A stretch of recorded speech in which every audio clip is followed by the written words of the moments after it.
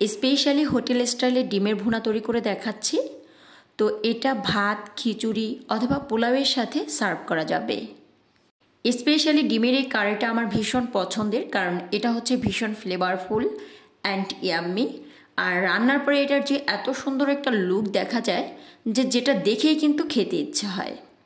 হোটেলের মতো করে পারফেক্ট রেসিপিতে ডিম ভুনা রান্না করতে let's get cooking and welcome back to Dilshaharaj world. আমি এখানে 5টা বয়েল ডিম নিয়েছি। এরপর ডিমগুলোকে এভাবে চিড়ে নিয়েছি। এতে করে হবে কি, ডিমের ভেতর অব্দি মশলাটা প্রপারলি পৌঁছতে পারবে আর রান্নার পরে এটা খেতে ভীষণ ভালো লাগবে। এখন এই ডিমগুলোকে হালকা লবণ এবং হলুদ দিয়ে ম্যারিনেশন করে নিচ্ছি। ম্যারিনেশনের পরে এটাকে মিনিট 10 রাখলে কিন্তু টেস্টটা আরও বেশি ভালো আসবে। একটা সসপ্যানে 1/2 কাপ নিয়েছি রেগুলার রান্নার তেল আর 1/4 টিস্পুন দিয়েছি আস্ত জিরা। আস্ত জিরা দেওয়ার কারণে কিন্তু খুব সুন্দর একটা ফ্লেভার পাবেন। 1/2 কাপ দিয়েছি পেঁয়াজ কুচি। পেঁয়াজটা কিন্তু লালচে ব্রাউন করে ভাজা যাবে না, ভাজতে ভাজতে একটা পর্যায়ে দেখবেন পেঁয়াজটা বেশ সফট হয়েছে, তখন অন্যান্য মশলাগুলোকে অ্যাড করে নেব।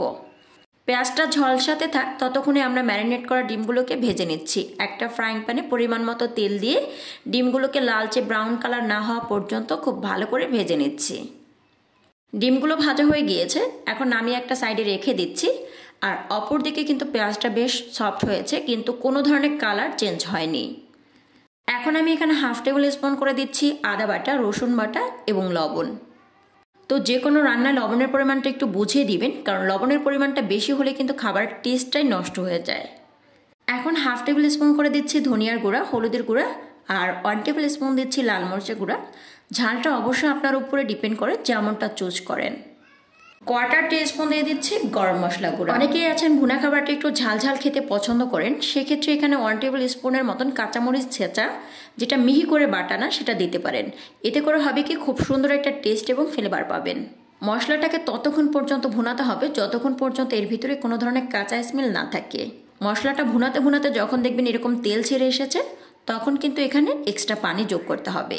আমি এখানে 1 কাপের মতন পানি দিয়েছি। যেহেতু ভুনা ডিম, তাই এখানে খুব বেশি পানি দেওয়ার দরকার নেই। আর যদি একটু পাতলা ঝোল খেতে চান, সেক্ষেত্রে পানির পরিমাণটা একটু বাড়িয়ে দিতে পারেন। 5-6টি দিয়েছি কাঁচামরিচ, এতে করে সুন্দর একটা ফ্লেভার আসবে। পানিতে যখন বলক চলে এসেছে, এ পর্যায়ে এসে আগে থেকে ফ্রাই করে রাখা ডিমগুলোকে দিয়ে একটি ঢাকনা দিয়ে এটাকে কুক করে নিচ্ছি 5 মিনিটের জন্য।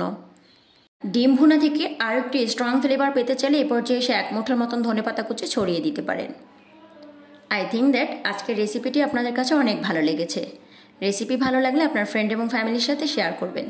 আপনারা দেখছিলেন দিলশাহারাজ ওয়ার্ল্ড। এইরকম সুন্দর, সহজ এবং সুস্বাদু রেসিপি পেতে অবশ্যই দিলশাহারাজ ওয়ার্ল্ডের সাথেই থাকবেন। ভিডিওটি ভালো লাগলে একটি লাইক করবেন এবং চ্যানেলটিতে সাবস্ক্রাইব করে পাশে থাকার আমন্ত্রণ করছি।